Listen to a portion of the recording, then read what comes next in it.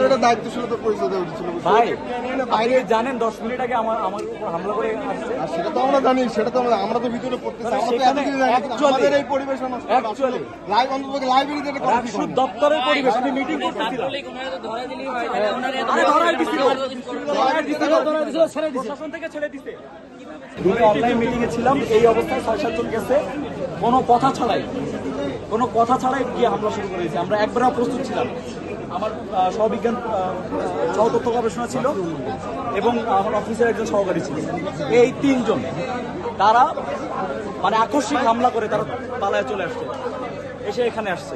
Doctor sir এর আগে যেটা হয়েছে যে এই ছেলে কিন্তু ছাত্রলীগের সংশ্লিষ্ট গতকাল স্যারের সাথে যে মানে উচ্চবাচ্য করছে, যেটা এই ছেলেটাকে বললাম স্যার পুলিশে দেন, তার পুলিশের না দিয়ে তাকে বললো পুলিশে দিচ্ছি, পুলিশ নিয়ে গেল, নিয়ে ইয়েতে ছেড়ে দিল, জয় চত্বরের সামনে ছেড়ে দিল। সেই ছেলেটা আমি গিয়ে বসছি মাত্র গিয়ে আমার উপর গিয়ে হামলা করছে। তাহলে এটা দায় আমি মূলত কাকে দিই? ওখানে সংশ্লিষ্ট যত সাধারণ শিক্ষার্থী ছিল আজকের এই ঘটনায় আমার উপরে হামলা হতে পারে, তাদের উপর হামলা হবে না, এটা গ্যারান্টি কি? এখানে আসার পরে প্রক্টর স্যার তাদের ভিতরে ঢুকে গেটে তালা লাগাই দিল। এটা জানা কথা যে এখানে রিডিং রুম, এখানে পরিবেশ নষ্ট হবে। সে একটা দপ্তরে গিয়ে হামলা করে আসছে, এখানে ব্যক্তিকে হামলা করে নাই তো সে।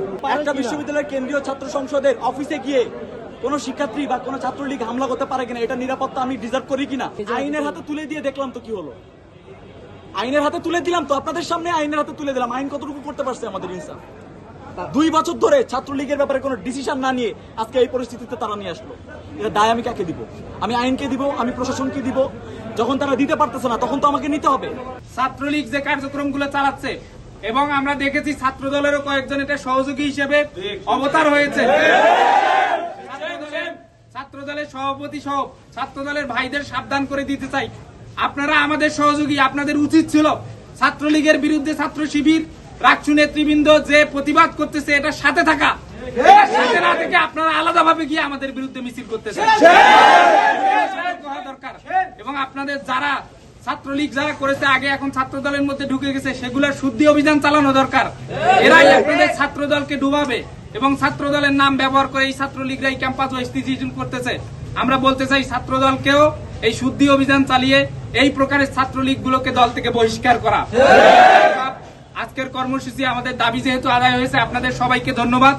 যে কোনো সঠিক দাবির প্রেক্ষিতে, যে কোনো নীতি নৈতিকতার দাবির প্রেক্ষিতে রাকসু নেতৃবৃন্দ শুধু নয়, ক্যাম্পাসের প্রতিটি শিক্ষার্থীর পিছনে আমরা এভাবে থাকবো ইনশাআল্লাহ। এদেরকে যদি আইনের আওতায় নিয়ে আসতে চায় তার প্রক্রিয়া কি? প্রক্রিয়া তারা সরাসরি বলছে ধরতে হবে, মামলা থাকবে এবং ওদের নামে যদি কোনো মামলা থাকে তাহলে কোনো একটা মামলায় যদি তারিয়া থাকে সেখানে ইনক্লুড করা পসিবল। এটা হচ্ছে স্যার নাম্বার 1। নাম্বার 2 হচ্ছে যখন আমরা স্যার ওই জায়গাতে সমাধানে গেলাম এবং আনাস ঢুকে তার ছাত্রলীগ সম্পৃক্ততা পাওয়া গেছে। অতীতে দেখেছি স্যার কিছুদিন পূর্বে মাদার বক্সের এক ছাত্রলীগ, তাকে যখন প্রক্টর অফিসে ধরে নিয়ে আসা হলো, পুলিশকে ফোন দেওয়া হয়েছে, পুলিশ আসছে, তাকে নিয়ে গেছে। পরবর্তীতে থানায় মামলা হবে কি হবে না সেটা থানা থেকে সমাধান হয়েছে। এই জায়গাতে আনাস যেহেতু ছাত্রলীগের সাথে সম্পৃক্ত, আমি নিজে ফোন দিছি, প্রশাসন থেকে কেউ ফোন দেয়নি।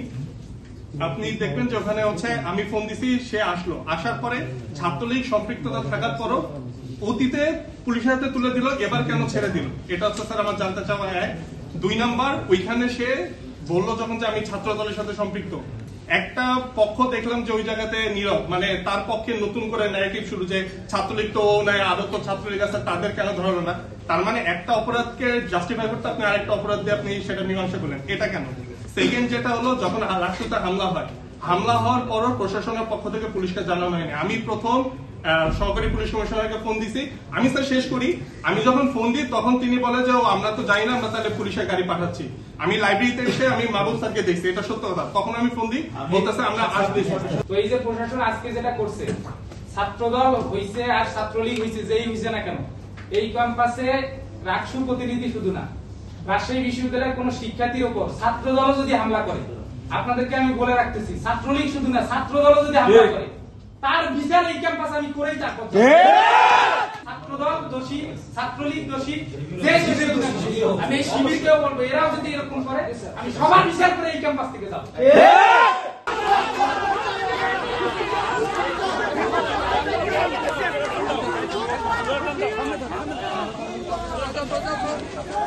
যাও